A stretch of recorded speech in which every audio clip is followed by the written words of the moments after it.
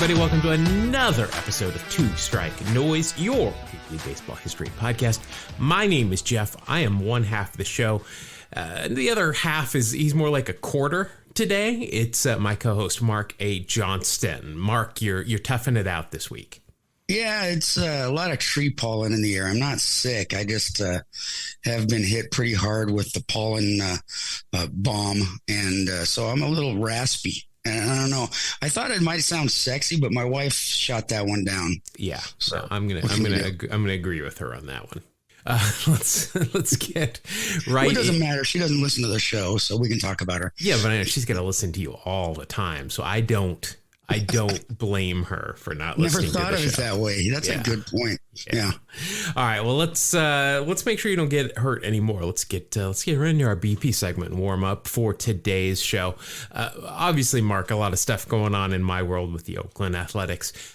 Something that I noticed this morning as the bill is, as we record this, it's currently stalled in the Nevada legislature. I saw the name of the Speaker of the House of the Nevada legislature, and it caught my attention. Steve Yeager. What? Yeah, no, it's not that Steve Yeager. But that name, it caught my attention. Not the catcher and former poser in Playgirl magazine and some cut-off jean shorts. But no, it's a different Steve Yeager, but still a cool name anyway. Sure. So I saw this, Mark. Are you aware of the Dub C fish sticks? I don't believe I am. Well, they are a collegiate league team from your neck of the woods. The Dub Fish Stick, I can't even say that. The Dub C, which is that's kind of like the city name is Dub C. Fish Sticks modded a golf cart to recreate the Mariners' old tugboat bullpen car. Nice. Yeah. Now, the problem is there are no doors on this thing. So the video I saw, the pitcher got out of it and tripped and almost fell flat on his face on the mound. That's a mishap you don't need. No. Yeah. It seems like that might be a critical design flaw. That's one way of putting it. We'll see. Are you an engineer? My goodness. We'll see how it works out. So curious where the fish sticks play, by the way? Yeah, Dub C. Well, their website gives you a map as to where they play their games, but they specifically tell you in a completely different section just for this that they are located 1 block east of McClendon's Hardware. That's it. There. Yeah. So I mean, if you're from Seattle, the McClendon's Hardware is you know that name, but I mean it's a local like store. They've got probably 10 stores or maybe even more throughout Seattle and Tacoma. But on their website, it just says located 1 block east of McClendon's Hardware. So is that of each McClendon's Hardware has its own minor league team? Of each one, whichever one you show up at, they'll play a game 1 block east of McClendon's, whether there's a park there or not. Well, how did McClendon's get this free advertising? They must be a sponsor if they're doing that. You would hope, right? So this is the Pacific International League. It's a summer collegiate league. Okay. Other teams in the league are the Redmond Dudes, the Northwest Honkers, the Cheney Studs, the Everett Merchants, the Gumberoos, which I will address in a minute, and the Seattle Blackfins. Interesting. Is this a wood bat league? Do you know? Yeah, I mean, this is, I assume it is. Collegiate leagues are wood bat leagues, as far as I know. I had not heard of this league before I saw this fish stick story, which is still, the name, I don't know if it's as good as the Pistol Shrimps. But it's definitely up there with like the dumpster fires and the laundry hampers.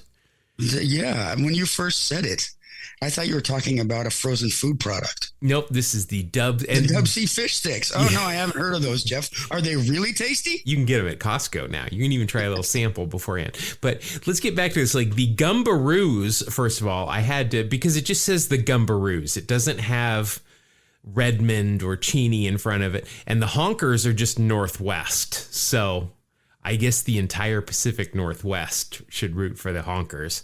But the Gumberoo, I had to know what it was since there was no city attached to it or anything. A Gumberoo is a fearsome mythical creature who haunts lumberjacks in the forest of Washington, Oregon, and California. Wow, I've never heard of that. I have not either. And I guess, we don't hike. Well, we're not lumberjacks either, so we have nothing to worry about. Oh, that's a good point. He's not going to haunt us. That should have clicked. Now, occasionally I'll wear a flannel shirt. Nope. Am I in danger? Nope, because you don't work all day and sleep all night. That's a fact. Well, I didn't think about that. That really is a fact. They have no home this year, which I guess keeps in line with the lure of the Gumberoo. They will just play on the road for their inaugural season, but they are selling merch if you are interested. See, there you go. But that doesn't make sense to me because I don't know where they're going to be. If I lived in Washington still, I might be like, oh, they might be my home team next year. But I don't know because they haven't announced it. So, maybe instead of going to the track all the time, I should go check out one of these games. Oh, I think you should go check out one of these games. Absolutely. I mean, it's. I've seen the stadiums that they're playing in. You will be one of probably just 200 or 300. But, those are fun games. They really are. Just watching I've been to a some few, college kids and doing that. And get this, Mark, the Savannah Bananas are coming as well. No. So I'm not sure which McClendons they will be one block east of. Wow. But they are going to be playing at the Dub C Fish Sticks. So I would stop by if they're in town, which they're going to be soon. Bananas and fish sticks, two of my favorite things. Oh boy, yeah, it's my favorite ice cream flavor. Banana and fish sticks. My favorite is lawn clippings. That's my favorite ice cream. Oh, that's my favorite candle scent. But yeah. By the way, with the Savannah Bananas coming, did you see who pitched for the Savannah Bananas last week? I have to say I did not. It was none other than A's Fantasy Camp legend who witnessed my first ever career 3-inning save. Barry Zito took the bump for the Bananas. Really? That's awesome. So that's pretty cool. I'm not sure if they're coming to face the Fish Sticks or if they're playing, there in that stadium wherever by McClendon's or not. But check that out. I mean, that would be something to go see. Yeah. So there you go. Barry Zito, Bananas and Fish Sticks. Some bad news. We lost another big name in baseball, especially in my neck of the woods last week. Roger Craig passed away. Yes. He was the manager of the Hum Baby Giants of the late 80s. Unfortunately, they got swept in the only World Series that he ever managed in by the 1989 A's, which I have to say that because usually we're talking about either the Reds or the Dodgers, and I don't like to talk about those World Series. But, of course not. No, but Craig was part of the inaugural New York Mets squads where he went in those first 2 years, 15-46, which is not good. I'm kind of new to baseball, but I don't think that's good. Sounds rough, yeah. Yeah, I mean, we don't put a lot of stock in wins for pitchers or losses, but overall he played for 12 seasons, ended up with a 74-98 record. He won 3 World Series as a player, however. One with the Brooklyn Dodgers in 1955, another with the Los Angeles Dodgers in 1959, and finally with the Cardinals in 1964. He went on to manage the Padres before taking over the Giants in 85. He was 93 years old, so rest in power to Roger Craig. His pitch, if you remember, because he taught it to all his pitchers on those Giants teams, was the split finger fastball. Oh, yeah. And which is essentially it's a forkball, right? There's a lot of drop. But I remember the big controversy was, oh, my God, this pitch is going to ruin pitchers because like Dave Stewart, like he can get his fingers almost to the side of the baseball split. And they're like, this is going to damage people's fingers. Their circulation's going to suffer.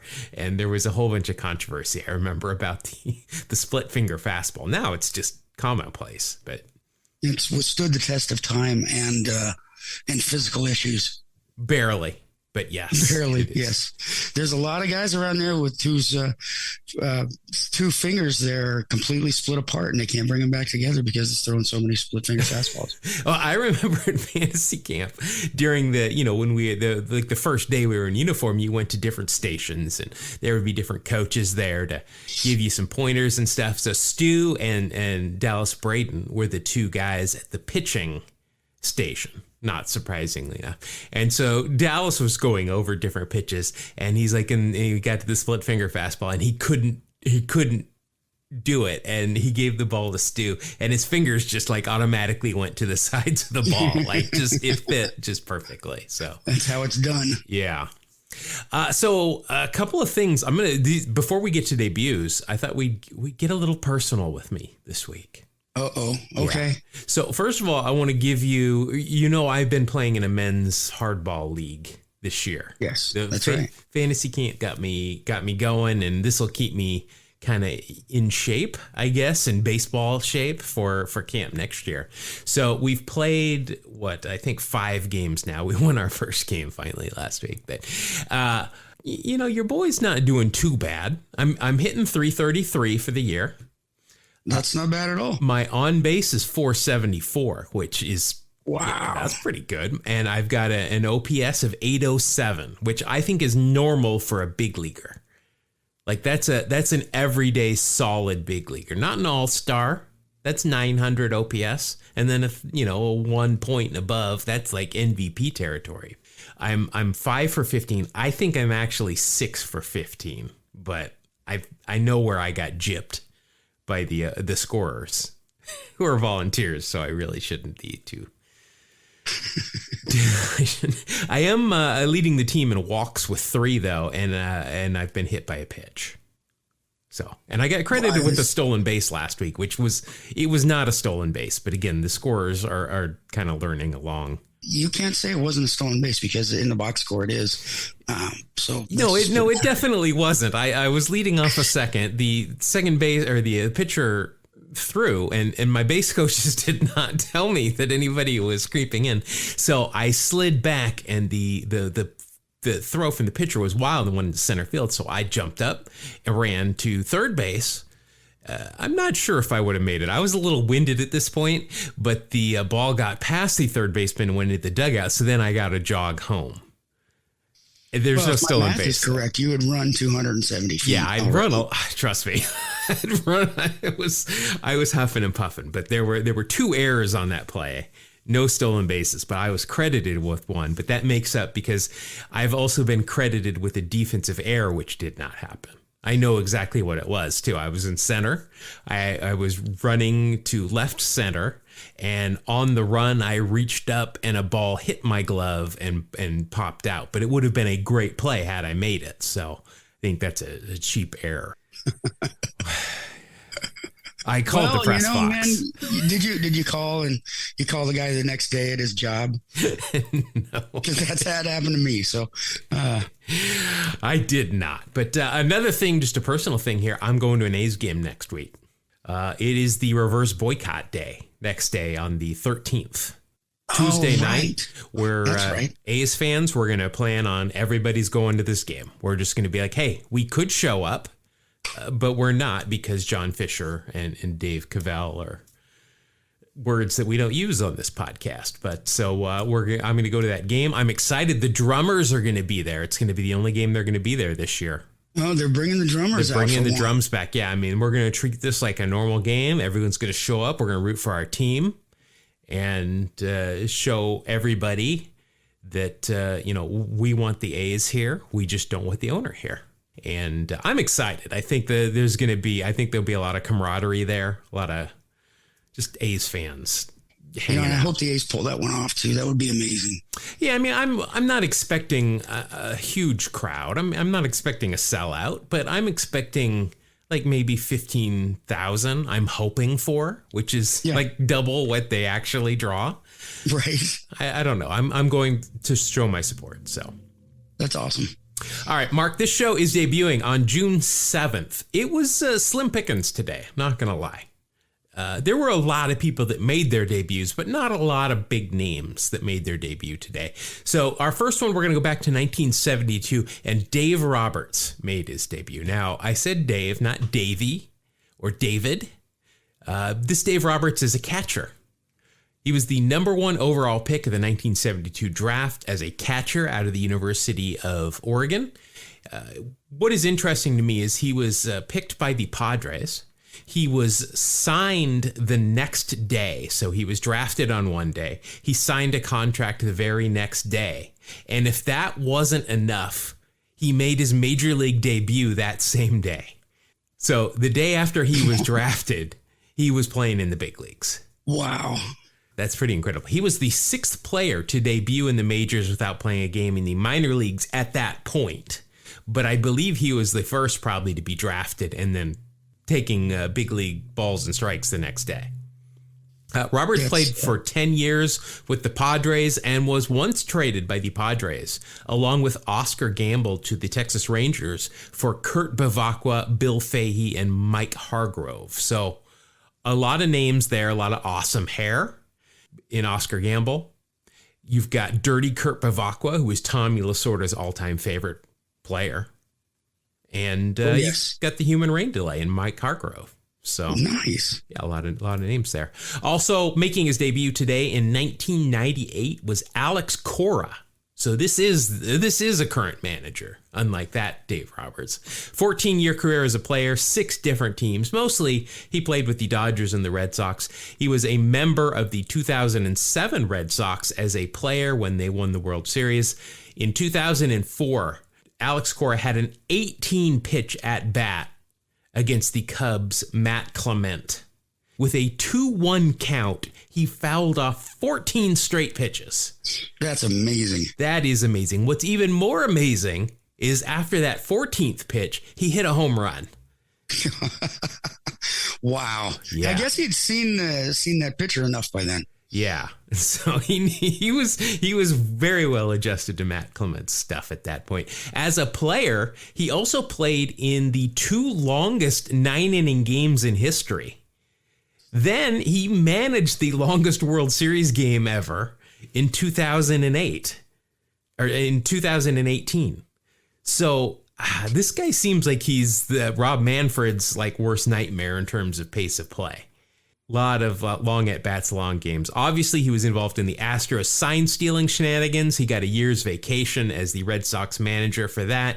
And he is also brothers with Joey Cora, who, of course, played in the big leagues for 11 years through a lot of teams, including your Seattle Mariners. So that's right. There you go. Those are our debuts for today. Like I said, kind of slim pickings. It's a slow day. June 7th, traditionally a slow day in baseball, I guess. It must be. It must be. Yeah, or we know. Yeah. All right, so that'll do it for our BP segment. We're going to let the ground crew come out and do their stuff. And when they are done, Mark, I'm going to hand it over to you. You are taking control. You have the comm for the rest of the middle segment here. Right on. And I was going to talk about something, but now I've changed my mind and I want to talk about the Dub C fish sticks. Fish sticks? The fish sticks.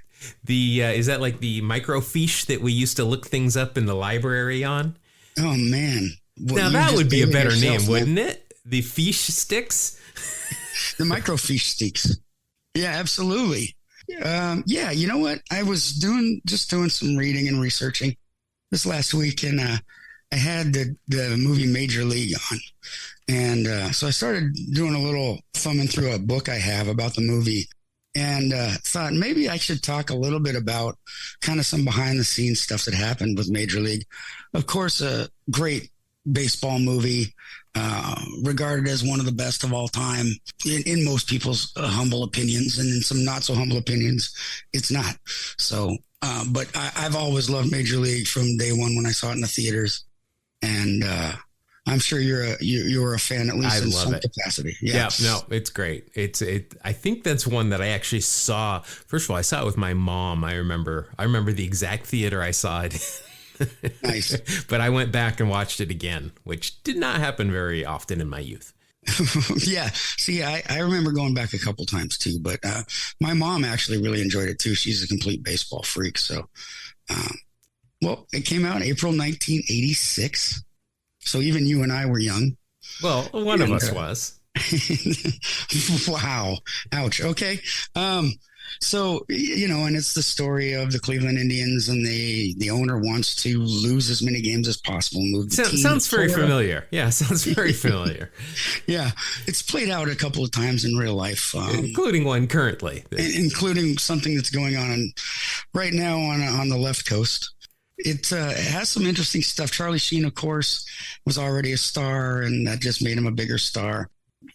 First of all, the movie is about the Cleveland Indians, and they play at their home stadium there in Cleveland, which, well, you know your stadiums. Do you know where Major League was Milwaukee, filmed? Milwaukee County Stadium. Exactly. Very good, man. You get bonus points for that.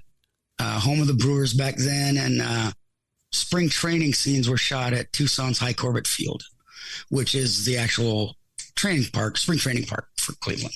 So they did get that part right. And then just to throw it in, a third movie, College Park at College of Charleston was the Salt Lake Buzz Stadium. So they kind of that was Major League 3 though, right? Back to the minors. Throwing that in there as back to the minors, which I don't want to admit I saw.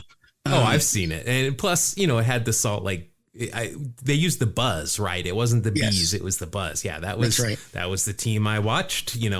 When they moved in while I was in college. Yeah. That's right. There you go. There's some interesting things. Now, I mentioned Charlie Sheen.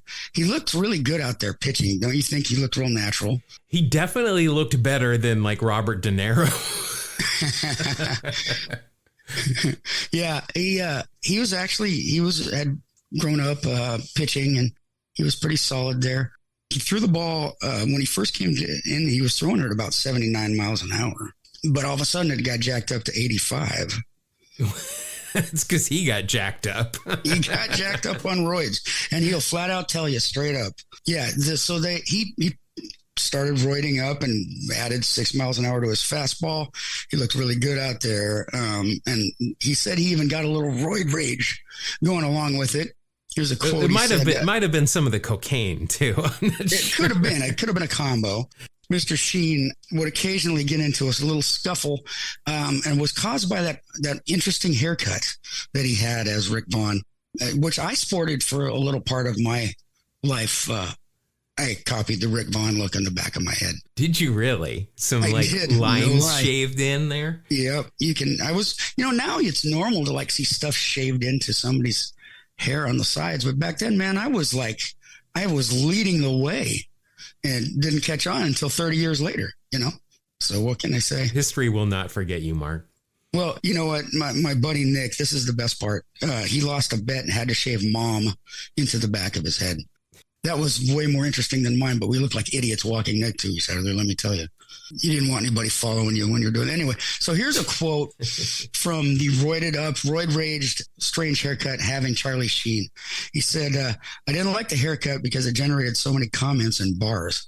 I've got enough of that already. Add that to the mix and it's a recipe for a fist fight. I was already, let's say, angry because let's just say that I was enhancing my performance a little bit. It was the only time I ever did steroids. I did them for 6 or 8 weeks. You can print this. My fastball went from 79 to 85. So that's just, at least he came out and said it. They're not banned in the movies as far as I know. But there was another way to make his fastball look like it snapped a little bit more, make it look a little bit faster, thrown a little bit harder. And that was by putting the pitching rubber 50 feet, 6 inches from home plate, not 60 feet. Boy, Bob Gibson would have loved that. No one would have seen a Bob Gibson fastball. I can't even imagine. They couldn't hit it from 60 feet. Yeah, they moved it up a good 10 feet so that, it'd be a little bit harder to hit an 85 mile an hour fastball from 50 feet than it is from 60 feet. So that helped Mr. Wild Thing out quite a bit. Interestingly, they actually, when you go to another character, Willie Mays Hayes, played by Wesley Snipes, you'll notice in the movie that they only really show him in slow motion when he's taking off, stealing bases. He's always in slow-mo. Well, that was because he wasn't very fast. Wesley Snipes, not the most athletic guy out there, apparently. His running scenes were shot in slow-mo. They never really show him throwing the ball, except, you just see it leave his hand because he couldn't throw. They got him out there to play catch, and he was, again, not the most athletic guy. Couldn't throw, but boy, did they make him look like a darn good defensive outfielder. Didn't have any speed, but they made it look like he did, especially when he's running in his pajamas. The other guys had to run a little bit slower so that he could pass them up. And it makes that an epic scene, though. Now, he was not in the second one, was he? Did they replace him? They did replace him with Omar Epps. Omar Epps. Another actor, yeah. Which was unfortunate because I like Wesley Snipes in that movie. I thought he was hilarious. But that's okay. He had to go do the Blade movies, all that stuff. The director, David S. Ward, actually made, when you came in to read for one of the roles of the players, he made you play catch. You not just had to read the role script and try and read for the part, you also had to play catch and make sure that you could throw and catch and figure out the mechanics and all that stuff. Because he wanted it to look at least decent, aside from Wesley Snipes, of course. What happened was they actually had a spring training. They had it was like for 2.5 weeks. They went out and had played catch, hit the ball, basically had their own spring training for actors, just to get everybody to the point of where they didn't look so awkward out on the field. So if you're looking at that, it was kind of a boot camp, and it was run by, and here we go, professional podcasting, ladies and gentlemen, run by Steve Yeager. I was going to say, wasn't Steve Yeager the protagonist? Oh no, Vuk was Haywood, but wasn't Steve Yeager another player, another character? He was the first base coach. Yeah, Steve Yeager, he ended up, because it went so well, he ended up being the actual baseball technical advisor for the whole rest of the movie when it was originally assigned to him just to do spring training. A little bit about Steve Yeager. You talked about him, 15 years in the big leagues. Every one of them for the Los Angeles Dodgers, except for the last 50 for my Seattle Mariners. So if we were playing Wax Pack Heroes, there's an extra point for you. Last season, yeah. This is last season. Another thing that we talked about, Charlie Sheen going out at night and occasionally getting into a tough spot. James Gammon, who played Lou Brown, apparently was quite a partier. He was known for his heavy drinking and being right back on set the next day. Here's a quote from Charlie Sheen about James Gammon. He says, "James Gammon, you want to talk about an absolute warlock? This guy shows up one morning and he's so hungover that he has the bar still attached to his head. I've never seen a man in this much pain trying to make a cup of coffee. He was an awesome dude." So not only did you get to party with Charlie Sheen, but James Gammon as well. Apparently he was out there on the front lines. And he's got one of the classic lines from that movie, you may run like Maze, but you hit like... You don't hit well. Yeah, classic. I love that character too. I think Mr. Gammon. I think he and the manager from The Natural are like my just two favorite. Well, that was what's his name? The diabetes guy in The Natural. Wilford Brimley. Wilford Brimley. Yeah, I mean those two are they're just such perfect stereotyped old school baseball skippers for their era. Just dead on. Yeah, absolutely true. Yeah, and Gammon was an absolute great pick for that role. I agree. Here's something interesting I found. Initially, Major League Baseball didn't think the Yankees were going to allow the Yankees to be the bad guys in the movie. So they went to the Yankees management and asked them. And to this day, David S. Ward says that he probably wouldn't have gotten the approval of Mr. Steinbrenner had Mr. Steinbrenner not been from Cleveland and had a soft spot for the city of Cleveland. So he gave them the opportunity to do that, which I thought was kind of cool. I don't know if they do that all the time, but just to interject there, another movie that is semi-baseball related, Naked Gun. Yes. They had a real hard time coming together with Major League Baseball and the teams as to who the Angels would be playing in the game where, Reggie's gonna kill the Queen. Right, and there's a giant fight. Yeah, I mean, and the Mariners were like third or fourth team that they approached, the production team approached, nobody really wanted to be involved with it. But the Mariners are like, sure, sign us up. Hey, sold an extra couple hats that way, you know? Another thing, let's talk about Bob Uecker. Uecker was actually, of course, the radio announcer at that time for Milwaukee. Still is. Yep. And so, but when they cast him, David S. Ward, when they cast him, cast Uecker, just knew him as the funny guy that's on Mr. Belvedere, with Johnny Carson sometimes, and Mr. Belvedere. He didn't know he was an actual announcer. And so when they found out, they said, you know what, man, here's a script and all, but kind of do your own thing. And so a lot of the lines, like just a bit outside, or this guy threw at his own son at a father-son game, a lot of that was he was just riffing. I'm sure. He was just throwing stuff out there, and it all became completely legendary. I'm betting they had to cut a lot of it lest they get an X rating. He is known for being hilarious and off the cuff, but also very blue when he wants to be. Yeah, he's hysterical. He's hysterical. Not in the movie. He's hysterical in the movie. He was a perfect casting choice. Really sold that, especially to baseball fans, I thought. Here's one that blew me away. Do you know of Jeremy Piven's involvement in Major League? Piven, no. Yeah, that's because they cut all his scenes. That's probably a good thing.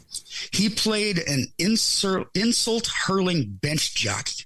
So he would be in there and he'd be screaming at the other players. Or, with Cleveland trouble. Or with other teams?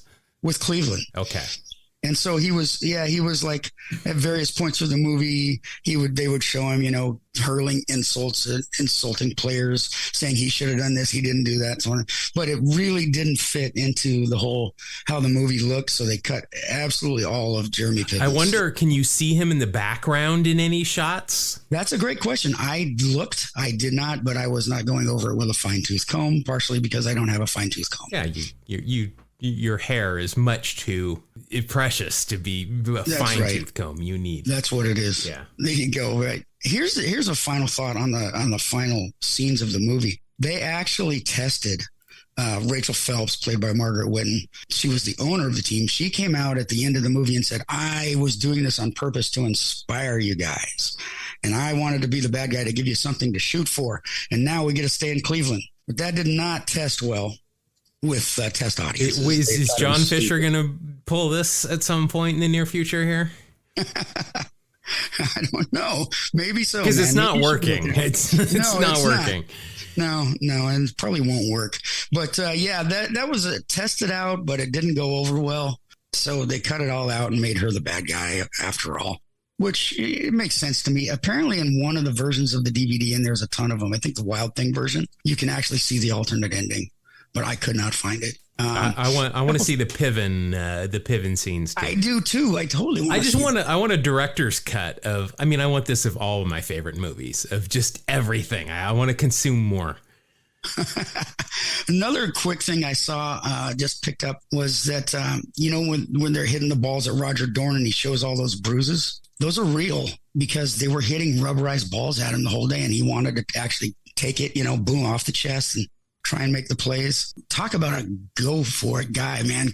Corbin Burnson, hit me with the ball. I don't care. That's awesome. Maybe he's just like us, and he's just like, somebody's going to let me play baseball. Right. Exactly.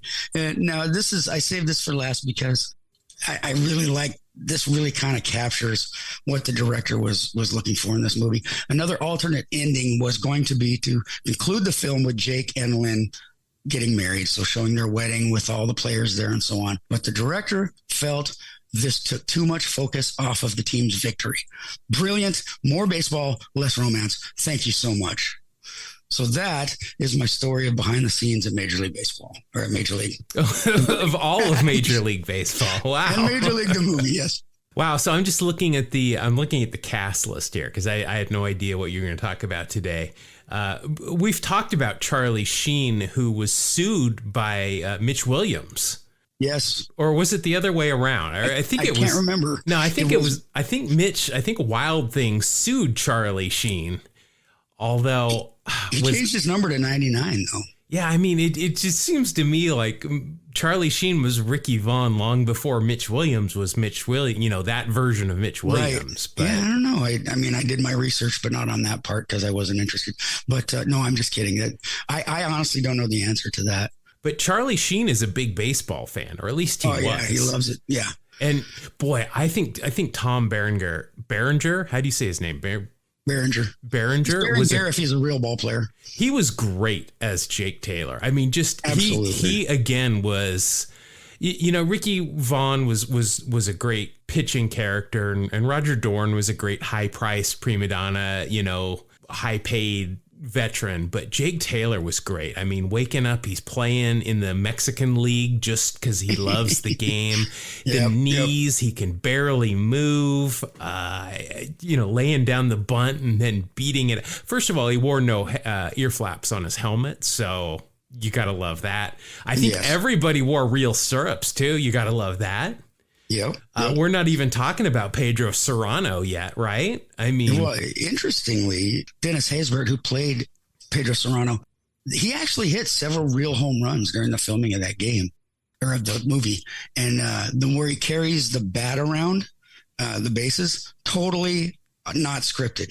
He was so excited. He hit it out. He was so excited. He was playing with the scene because that was the tying run or whatever. And he's running around the bases with his bat. They left it in because it fit.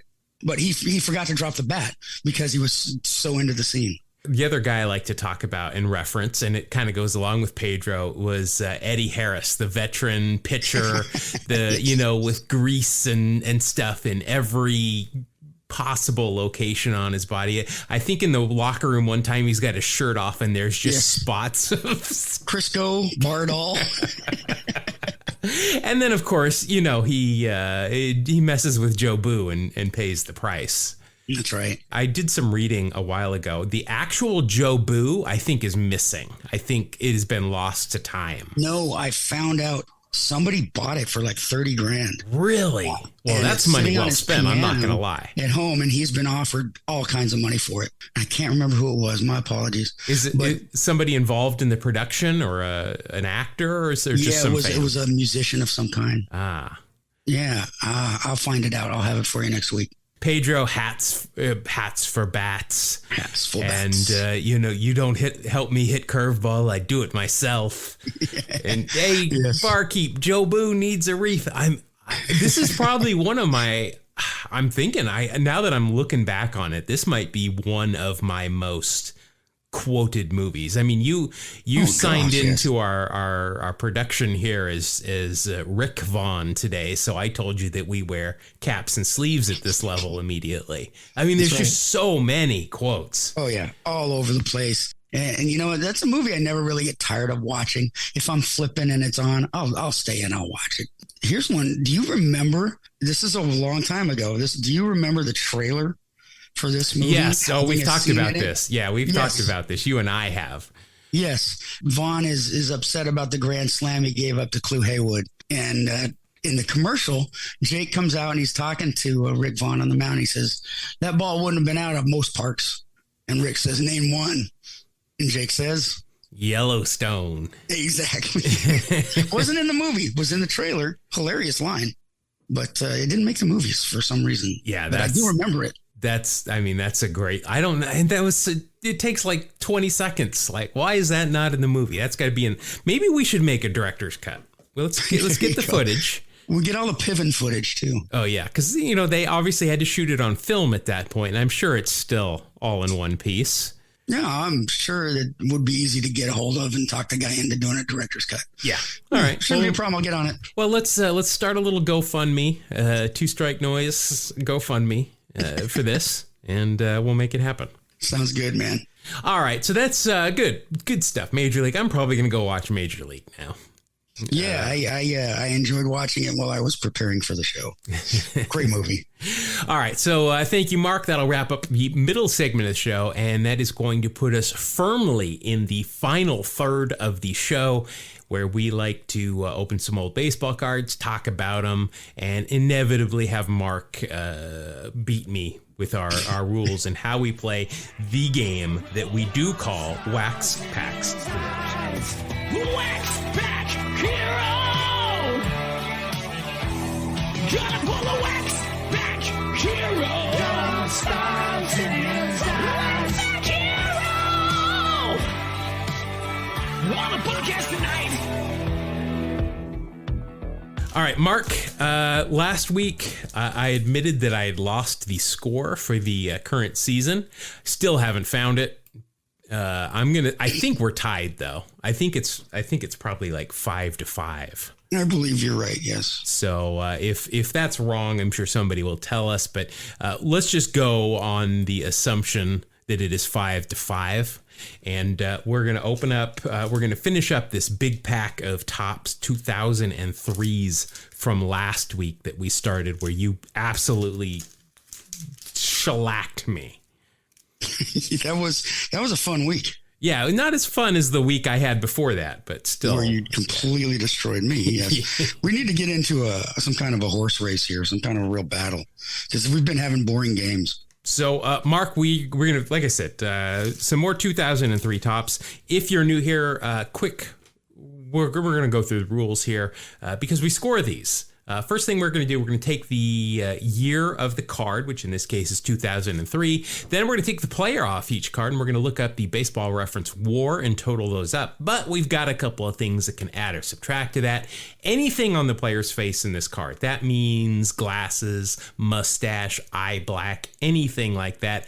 Extra 1/10 of a point for each of those. If it is a great mustache, like Wade Boggs, Keith Hernandez, you can get a bonus 1/10 of a point for that.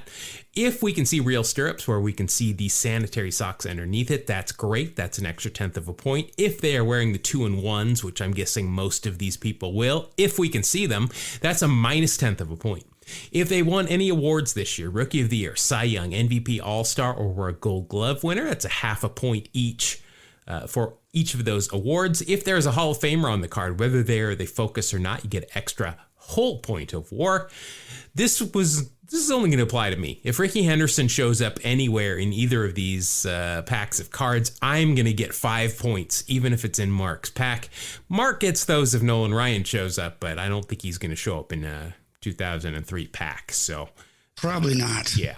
And then if they were suspended or mentioned in the Mitchell report at all during their career, that is a minus 1/2 of a point. And any pop culture references, you're going to get a 1/2 a point for that, unless they appeared in The Simpsons, Sabrina the Teenage Witch, or Seinfeld, in which case you will get a whole point of WAR. That's on par with the Hall of Fame bonus. And I think it should be. So you got that. Plus, we're each going to pick a team, Mark, and just like the Ricky and Nolan Ryan, my team shows up in either pack. I get 1/2 a point. Mark's team shows up in either pack. He gets a 1/2 a point. So, Mark, which team are you going with today? You know what? I'm going to go with the Angels.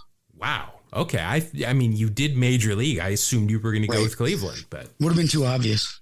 All right, well, I'm going to go with Cleveland then. It's too obvious, Jeff. Well, if you picked Cleveland, I was going to pick the Yankees. So I was sticking with the theme. All right, Mark. So let's go ahead and open this for you. And let's go here. So you're going to start out with a...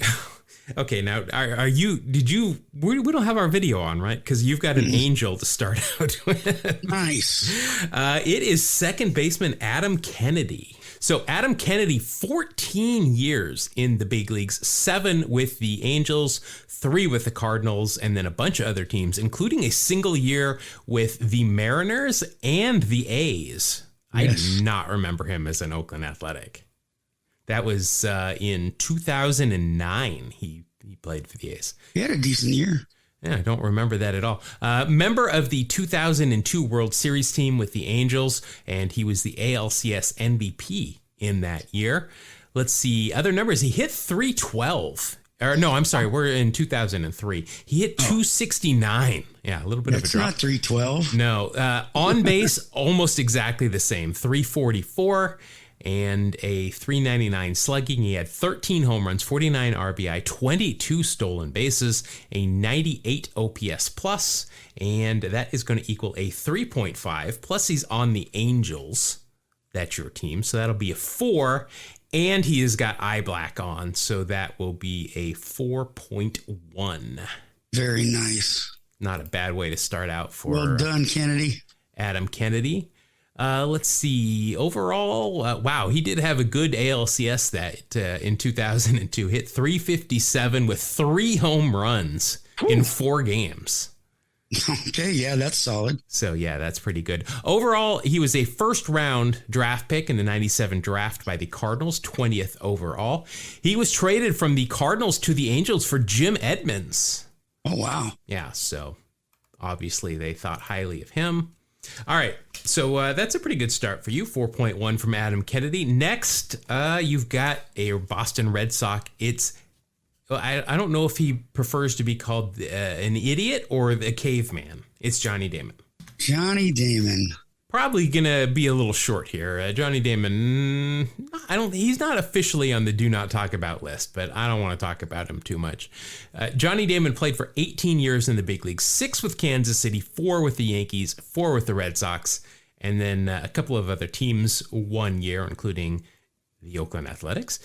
2003, he was with Boston. He hit 273, 345 on base, 12 home runs, 67 RBI, 30 stolen bases. You got a lot of stolen bags so far in your first 2 guys. I do. We can run over here. Yeah, 94 OPS plus, and overall that's going to be a 3.4 WAR. Let's see here. He is clean shaven on this. He even has short hair. It's really a little bit off-putting. I'm glad I don't have to see it, Jeff. Let's see. Johnny Damon won 2 World Series during his career. One with the Red Sox in 2004, and then one with the Yankees in 2009. First round draft pick, yeah, another one. 35th pick overall, 92 amateur draft by the Kansas City Royals. Big 3-way trade with the Royals, the Rays, and the A's. The Kansas City, he was traded from Kansas City with Mark Ellis to Oakland. I did not know that's how Mark Ellis got in Oakland. The A's sent Ben Grieve, who was a Rookie of the Year, to Tampa Bay. And then Angel Baroa and A.J. Hinch were sent to the Royals from the A's. The Rays got Corey Lytle from the A's. And then the Rays sent Roberto Hernandez to the Royals. So, I mean, that was a pretty big trade. There's a lot That's a hefty trade. A lot of 90s, early 2000s names there. Yeah. Johnny Damon, of course, kind of the I think he and Millar were the kind of the leaders of the idiots with the Boston Red Sox.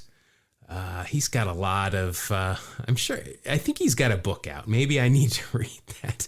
Oh, look at this. February 22nd, made his debut with the Savannah Bananas. Ah, there you go. So he's been a member of that as well. Now, you are going to definitely get a half a point of WAR here. Looking at this, contributed backing vocals to the Dropkick Murphys version of Tessie, which is a freaking awesome song. Hosted WWE Raw in 2009. He was on the Celebrity Apprentice. He was on an Animal Planet show called Tanked, which I believe is about like these extravagant fish tanks. Yeah. If you're watching MTV Cribs in 2005, you got to see his home. He was on Dancing with the Stars, apparently. Wow. I didn't know that. Yeah, I didn't know that either. And I have seen this. This is one of my guilty pleasures. He was on 2 different seasons of Below Deck Mediterranean. Okay. He did not come off well. I know he's also been busted several times for DWI and pulled out the Do You Know Who I Am card on one of them. So I'm going to just stop there. And we'll go on to your next card. So you're at 7.5. Oh, wow. Your next card for the Arizona Diamondbacks. I remember this guy gave up a huge home run. He's my closer. He's been my closer on Out of the Park Baseball for quite a while. It's Byung-Hyun Kim. Byung-Hyun Kim. He had a few good years. I think he won the World Series with the Diamondbacks in 2001. Yep. In 2003, he split time between Arizona and Boston. Overall, he went 9-10 with 16 saves, a 3.31 ERA, 122 innings pitched, 102 strikeouts. Good for a 142 ERA plus, and that is going to garner you a 2.8. Oh, nice. Usually closers don't get that much love. So I read something today that Baseball Reference, in their WAR formula, they calculate pressure situations for relievers. Oh, really? So if you come into high leverage situations, they give you, a little bit of a boost. So if you come in and you're inheriting runners, or you're coming in a closing situation, you will get a little bit higher WAR on Baseball Reference. Huh. It's weird that I just read that today, but let's see. Obviously, played overseas before he came here. He spent in the KBO 4 seasons, and then in the NPB, he never played in the NPB. He played in the, let's see, the Golden Baseball League, and then the Japanese Eastern League. And then the KBO, and then in the Australian League in 2018 and 19. Wow. Really? Wow. He went 1-0 in 9 games with a .93 ERA for the Melbourne Aces. So congratulations there. I'm not sure if he's going to get any pop culture references or not. Well, he owns a Japanese restaurant in San Diego called Umi Sushi. Oh, well, we're going to have to check it out. I mean, at least he did. And then in August of 2021, he signed with General Entertainment. So what are you going to do? Just general entertainment. Generally entertain. What do you entertain with? Just general stuff. Yeah, so it looks like he's been in a couple of TV shows. I have to assume that most of these are Korean. Yeah. And it looks like most of them have to do with sports. He was in it's called the King of Masked Singer, which it's obviously Korean, but it looks like it's a little bit different than the US version, where they've got they look like mascots, right? Yeah. Here he is, it looks like it's a singing competition, but they wear luchador masks instead, which is much cooler. I agree totally. I'm gonna give you half a point. If he was wearing a luchador mask on TV, you've earned it. Absolutely agree. Sounds good. All right, here we go. You're at 10.8. Next, you got pitcher for the Rockies, Sean Chacon. 8 years in the big leagues, 45-61 overall record with 36 saves. That's over 8 years if I missed that out. Good news for you. In 2003 was his lone all-star year with the Rockies. He went 11-8 with a 4.60 ERA. Let's see. Started all 23 games, 137 innings. That seems kind of low for 23 games. Only struck out 93, a 1.08 ERA though. And that will be good for a WAR of 1.9. Plus he was an all-star, so that'll be 2.4. He's got a heavy shadow. Let's just say that. So we'll give that a 2.5 for you there with Sean Chacon. I actually got points from a Colorado pitcher. For his pitching. Yeah, let's see if there's anything else. Born in Anchorage, Alaska. No kidding. Huh. No, I don't think there are many Major League Baseball players that were born in Anchorage, Alaska. And then it looks like he ended his career in the minor leagues for the A's. Remember him playing in the green and gold. Looks like he's had some problems with the law as well, which we won't go into. So, all right. Well, one of your favorite players that to do not talk about is from Anchorage, Curt Schilling. Oh, boy, really? All right. Well, we know 2 of 2 players, Major League players from Anchorage, Alaska, have been in trouble with I don't know if Schilling's been arrested, but he's done stuff he's not supposed to. All right. Next, you've got, I remember this guy.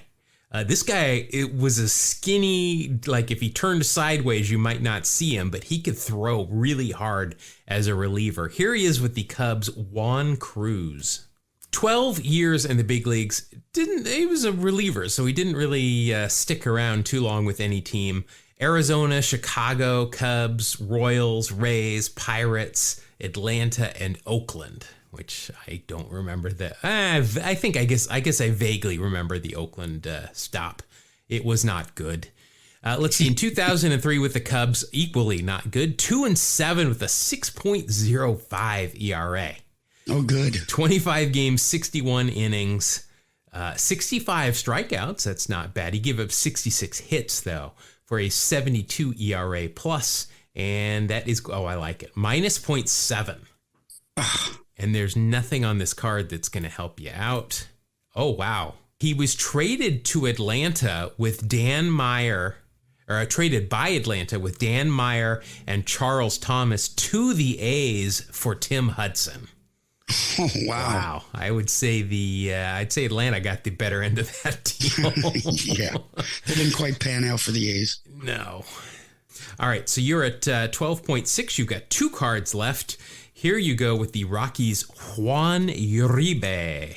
Full name Juan C. Uribe. Like C period.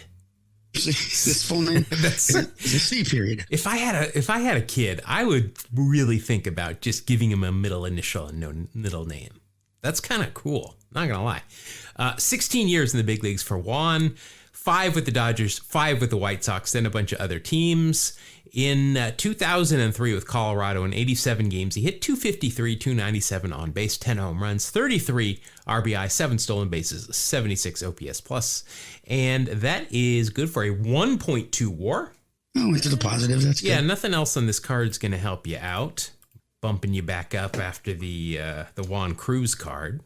Let's see, won a World Series in 2005 with the Chicago White Sox, as well as 2010 with the San Francisco Giants. So it's not bad lugging around 2 rings like that. Oh, wow, this is interesting. So he grew up in he's from the Dominican Republic, and Jose Uribe of the Giants. Remember, he was on that 89 San Francisco team that Roger Craig managed. He was the starting shortstop. He was Juan's second cousin, although Juan called him uncle. Interesting. But that's how he got into baseball. So that's pretty cool. And again, professional podcasting. We mentioned Roger Craig earlier. We knew something like this would come up. It's kind of innate. It's just what happens as a podcaster. That's right. I can't. When you really get into it, you can feel it breathing through you, and you automatically just make these connections. It's unbelievable. It's like oxygen. Let's see. He's done some charity work, but he has also been involved in a shooting. So I think we'll go ahead and we'll. Let's move on. Yeah, let's move on to your last card. I know we've had this guy before, and I hate having to type his name in because I have a hard time typing his name in as Harry Carey did pronouncing it. Here with the Dodgers, Mark Grudzielanek. I think I'd call him like Gruz Dog. That seems like a nickname that a baseball player would give Mark Grudzielanek. Let's see, 15 years in the big leagues, 5 with the Dodgers, 4 with the Expos, a bunch of other teams. In 2003 with the Cubs, this was Harry's first year of having to say his name. 120. Well, true. Maybe Harry wasn't around in 2003.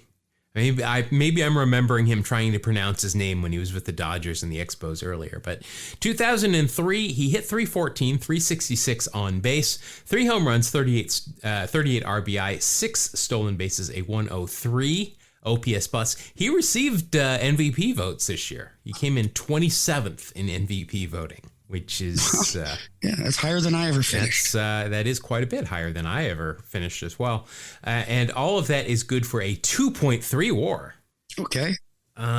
Let's see. I can't call that a mustache. I think we're gonna just have to stick with 2.3.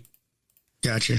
Grudzielanek on June 20th, 2019, was one of the new inductees into the National Polish American Sports Hall of Fame. Congratulations.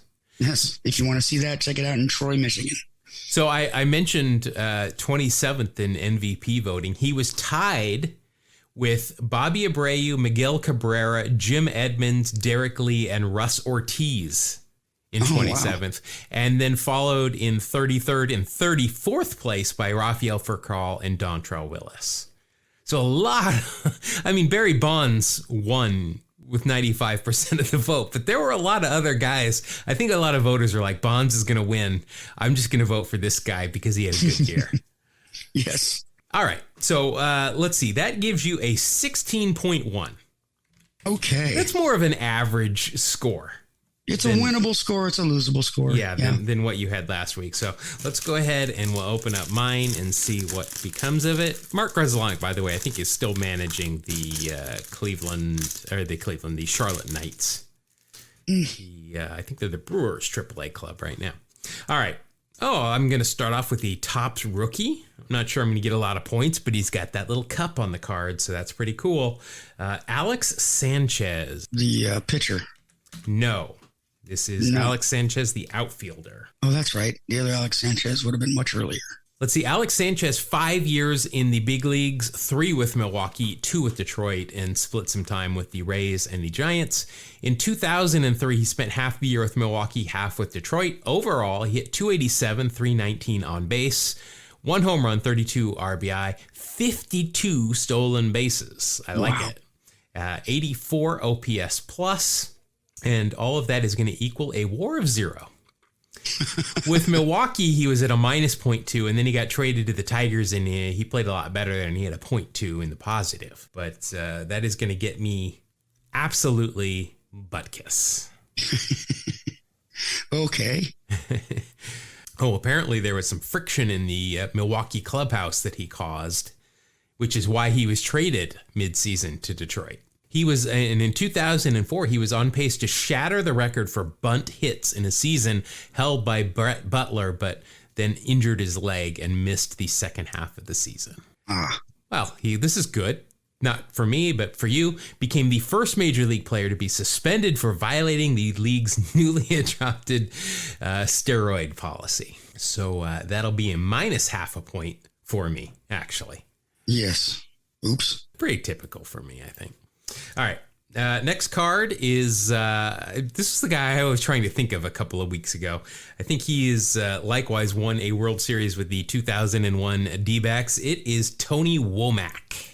I remember him. 13 years in the big leagues, 5 with the D-backs, 5 with the Pirates, and then a bunch of other teams. In 2003, he split time with the D-backs and the Rockies. Overall, 103 games, 226 average, 251 on base, 2 home runs, 22 RBI, 13 stolen bases. He led the league in stolen bases 3 years in a row, 97, 98, 99. Couldn't have any of those for me, though. No. So let's see. Overall, it's only a WAR of minus 1.9. Ouch. This is kind of turning out to be a typical Jeff Pack here at this point. Yeah. Yeah, nothing on this card is really going to help me out either. Let's see. Yeah, he was a member of the 2001 D-backs that won the World Series. He was traded a lot, but really nobody of note. Well, he played for the Yankees and was their second baseman until he was eventually edged out by a young Robinson Cano. Which I can see how that happens. Yeah, I don't want to go up against him for a second base job. No. Not back then. All right. Next, I got a guy who's a fan of his father. I remember him, though, here as a pitcher with the Expos. It's Tony Armas Jr. Let's see, 10 years in the big leagues. Also the nephew of Marcus Armas. Yes, my buddy. The Armas family. Good baseball family. 10 years in the big leagues, 8 with the Nationals/Expos, 1 with the Mets, 1 with the Bucks. In 2003, in 5 games, he only went 2-1 with a 2.61 ERA, 31 innings pitched, 23 strikeouts.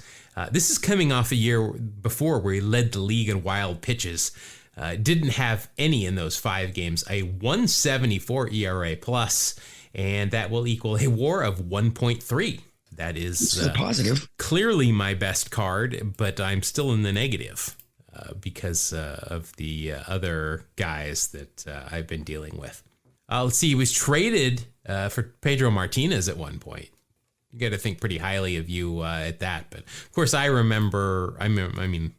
grew up watching his father play for the A's, Tony Armas, who played 14 years in baseball. All right. My next card, I'm at minus 0.1, by the way.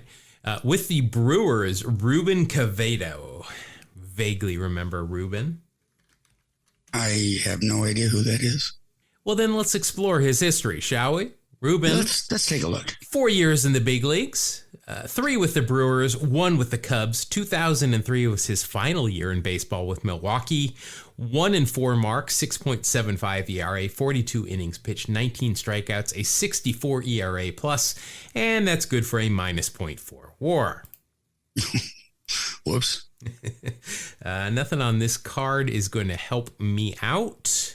Let's see. He was traded by Atlanta with pitcher Micah Bowie. I remember that name. He was good. He was a really he was a prospect, Micah Bowie, and I do remember that. Yeah. He was traded to the Cubs for Jose Hernandez and Terry Mulholland. Yeah, I was working for Atlanta at that point. I remember when those two came in. Let's see. He passed away, unfortunately, in 2016 of a heart attack. Oh man. That is going to. Oh, wow. Look at this. When I Googled Ruben Quevedo, related to Ruben Quevedo and Tony Armas Sr., search results is Jeremy Gonzalez with the Mets, which I just so happened to see that he holds the record against Barry Bonds for most plate appearances against Barry Bonds without walking him or giving up a home run. That's out impressive. Of anybody. And do you know how many that plate appearances this record is? I have no idea. 7. Wow, he got it way up there. Yeah, but that's pretty cool that That's I just impressive. happened to read that. All right, next I got a Hall of Famer. Uh-oh. All right, let's see what here with the Yankees, which shoot, that's not my team because you didn't go with Cleveland. Here he is with the Yankees. It's Mike Mussina. Ooh. So Moose, 18 years in the big leagues, 10 with Baltimore, 8 with the Yankees. 2003, he went 17-8 with a 3.4 ERA, 214 innings pitched, 195 strikeouts, a 130 ERA plus. He did win a Gold Glove this year as well, which is good news for me. That is a 6.6 WAR. He's a Hall of Famer. So that's 7.6 and a Gold Glover. So that'll be 8.1. Youch. There's a score. It takes a Hall of Famer. Really does. Let's see. Moose, 5-time All-Star, 7-time Gold Glove winner. Never won a World Series, even with the Yankees, where he appeared in a lot of postseason games. My goodness. I mean, from 2001 through 2007, the Yankees were in the playoffs just about every year, but he never won a World Series ring. Weird.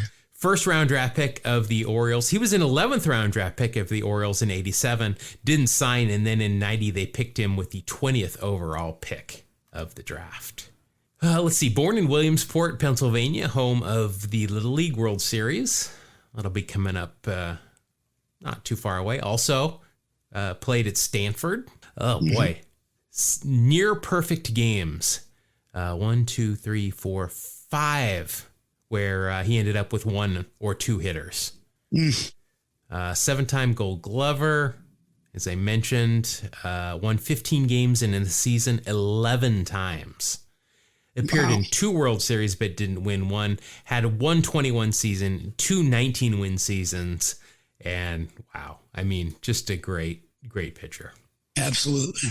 Oh, I think we've had him before, and I think I'm going to get a half a point for pop culture here. Crossword puzzle enthusiast, featured in the 2006 documentary film Wordplay. Oh, absolutely. Yeah. All right. I'll take that from Moose. That'll put me up to 8.1. You finished with a 16.1. So I'm only halfway to you, and I've only got 2 cards left. Well, you need another Mike Mussina. Yeah. So here we go with the Rockies' second baseman, Brent Butler. Not Brett, Brent. Brent Butler. Only 3 years in the big leagues, all of it with Colorado, the last of which was 2003, where he appeared in 37 games. He hit .211, .276 on base, 1 home run, 4 RBI, 1 stolen base, 42 OPS plus, and that's good for a WAR of -0.1. Back to that side. He's got socks on, but no stirrups showing, so that's not going to help me out at all. Thanks a lot. You need Ricky Henderson. I don't even know if Ricky can save me, especially in 2003 at this point. Well, yeah. All right, so I'm at 8 even. And my final card, I don't think this is going to get me up there. I don't think that this player is worth 8.1 worth of WAR his entire career. It is catcher for the Orioles, Geronimo Gill. Yeah, probably not. And this is another Topps rookie card, so he's got the cup on it, but I'm going to guess not a whole lot of numbers. Let's see, 2003. Oh, he's nicknamed the Chief because I'm guessing because of the Geronimo. Very original. 6 years in the big leagues, 5 with Baltimore, 1 with Colorado. In 2003, he only appeared in 54 games, hit 237, 299 on base, 3 home runs, 16 RBI, a 63 OPS plus. It's a WAR of 0.3. Hey, positive. I think because he's got the rookie cup on his card, it means I get to times my score by his WAR minus the decimal place. So times 3, right? No, let me look through the rules here real quick. Well, I've got the rule book. I'm the commissioner, and I've got the rule book right in front of me. Right. Mine's from 1943, so I guess I'm behind anyway. Yeah, I don't think that this is going to help me. Well, I mean, I know this is not going to help me. All right, yeah, nothing's going to help me there from Geronimo. I mean, does it count, any sort of Geronimo reference throughout history? No, we don't have a historical reference category yet. Oh, all right. That was my last shot. But, yeah. All right, so that'll be 8.3 for me, and I have fallen once again to the powerhouse. I mean, you're a 4-time back-to-back. You're the only champion that this game is known. Well, we practice a lot here. When are you going to just retire and go into the Hall of Fame and give the rest of us a chance? I've got to have at least 10 seasons under my belt, you would think. Jeez, it's going to be rough. Long way to go, man. Long way to go. Yeah. All right. Well, congratulations to you. That'll wrap up another edition of Wax Packs Heroes, as well as another edition of the podcast. Thank you all once again for joining us. If you want to rate and review us, I'm not going to hold a gun to your head, but we'd sure appreciate it. It helps spread the word, get some other people that might want to listen to us, which is kind of hard to imagine if you ask my wife. But I'm gonna say that there are still some people that want to listen to us talk about baseball and baseball history. You can find us on all of the social medias at 2 Strike Noise. That is at TWO Strike Noise. All the links will be in the show notes. We also have an email address, Mark. You can write to us at 2 Strike Noise, spell it out, TWO, strike noise @gmail.com. All right. Thank you very much, Mark. Go get some honey tea. Yes. And some Ricola.